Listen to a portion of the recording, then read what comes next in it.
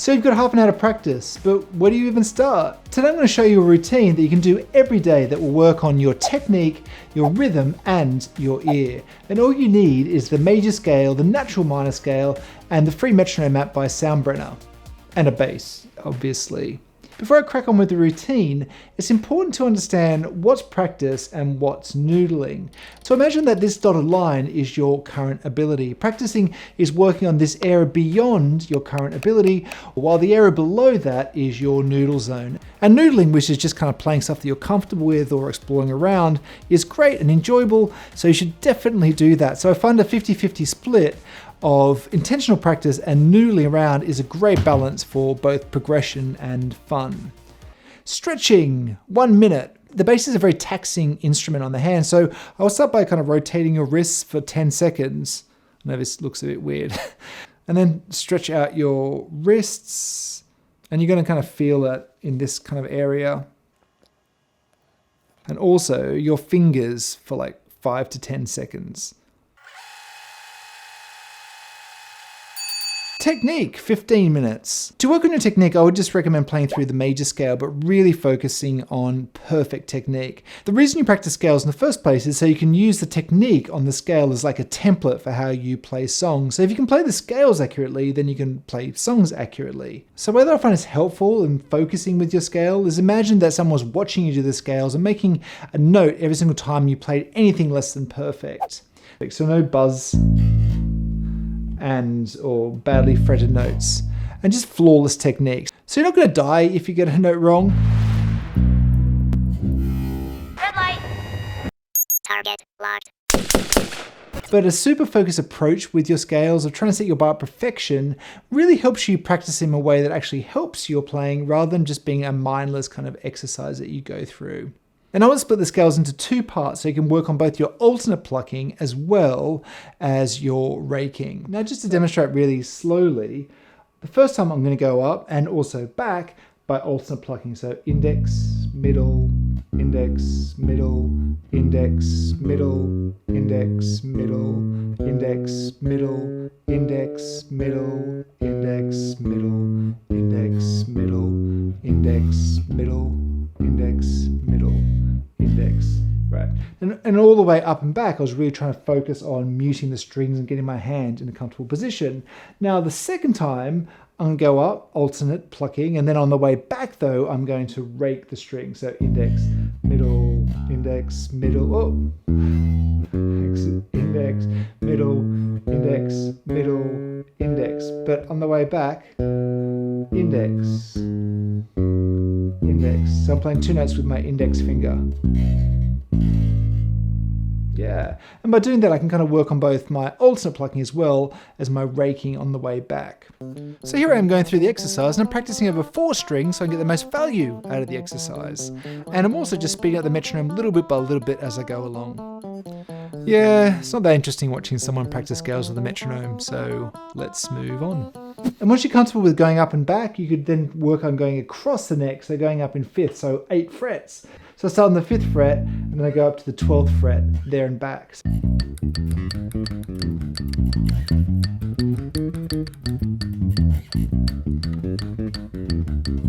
And I got that tip about playing around the neck from Charles Batu, and that dude plays pretty fast.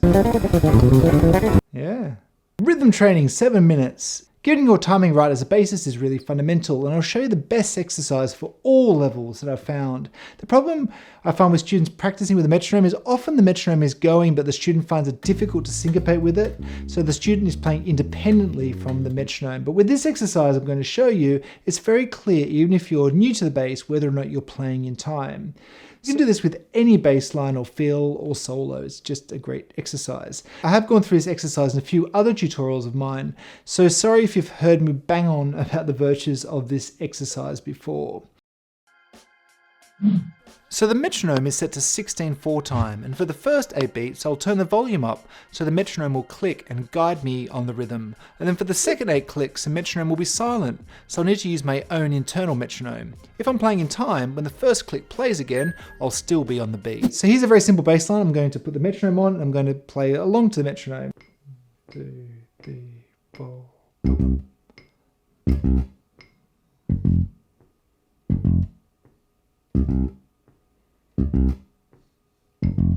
Yes, it was on time. Oh.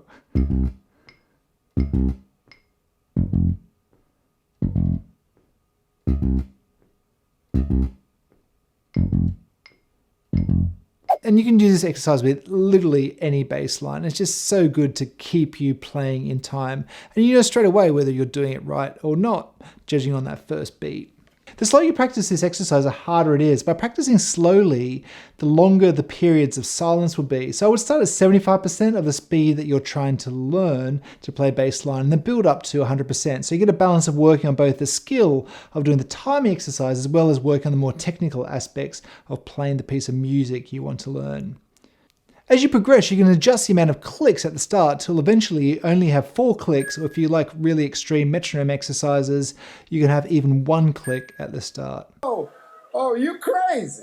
Ear training, 7 minutes. Before we go into the ear test, please like this video if you find it helpful. As a bassist, it's really helpful to develop your ear so you can play along comfortably with other musicians and also work out your own bass lines or solos. Ear training is the toughest area to practice, as often you don't get immediate results, but it's worth persisting with because the benefits are significant. I found this easiest to practice with pop music, as the structure is generally more basic, and the exercise today is to work out chord progressions. And if you can work out chord progressions easily, it really helps when you're playing with other people. Start by finding a playlist of whatever you're into and put on a song, ideally one which has bass on it. Now start by trying to listen to the root note of the home chord. Normally pop music goes in 4 or 8 bar patterns, so the sequence for this track has 4 bars, and I'll show you that. So, bar 1, bar 2, bar 3, bar 4. Cool. So I'm trying to find that first bar there. So put the track on. So I'm going to go around the fretboard and try to find the root note of that first chord. Alright, so that's it. So I'm kind of comfortable that that's my home chord. Now for less experienced bassists, I would just try to find that root note of the tonic chord and then try to move on to another bass line. So I wouldn't spend more than kind of like a minute on each one, because if you're less experienced, you're going to kind of like struggle with just trying to find the right note. Sometimes you'll hear a note and you think, oh yeah, that's the root note, and then realize actually maybe it's not the root note. So it's useful in the time you've allocated to ear training to just hear a few different bass lines. So you're kind of tuning your ear into the sound of the bass. If you're a more experienced bassist, once you've found that root note of that tonic chord, you can play the major and also natural minor scale over the top of the track, starting from that root note, and work out what the key is of the song. So you can play the natural minor and see if it kind of sounds like it fits in. So here's what that sounds like.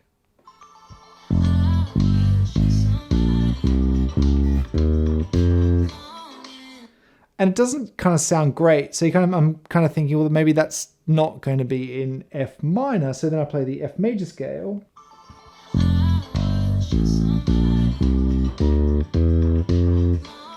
And I think, oh yeah, those notes fit better. And hey, this is Tom from the future. A way that I think will be easiest for a lot of you to work out whether that first chord is major or minor is by playing either a major 10 chord shape or a minor 10 chord shape over the top of that first chord. So here's my major 10 chord shape, and I'm playing an F major 10, and here's my minor 10 chord shape, and I'm playing an F minor 10, and I'll play the track just to see which one works best. So that's my F major 10, sounds good, and my minor 10 doesn't sound good. So, yeah. So therefore I can deduce that that first chord is an F major and not an F minor. All right, back to the video. And from there, what I can do is then try to find the notes of each chord, so the root note of each chord.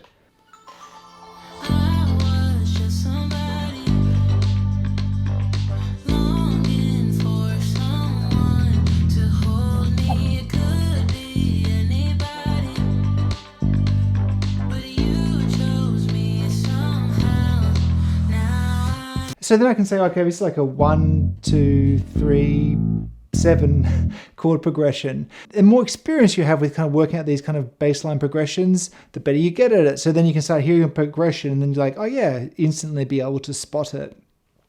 But as I said before, this is a difficult part of the process. So just kind of work it up slowly, and it will take time to be comfortable with it. And if you find that you can't, just can't work it out, you can always go online and find the chords, and then from there kind of work out where you kind of got it a bit off. Another great way to develop your skills on the bass is by learning all the notes of the fretboard. And if you want to see an exercise that will help you do that, I will check out this video next. And a big thanks to all my Patreons, especially my VIP patron.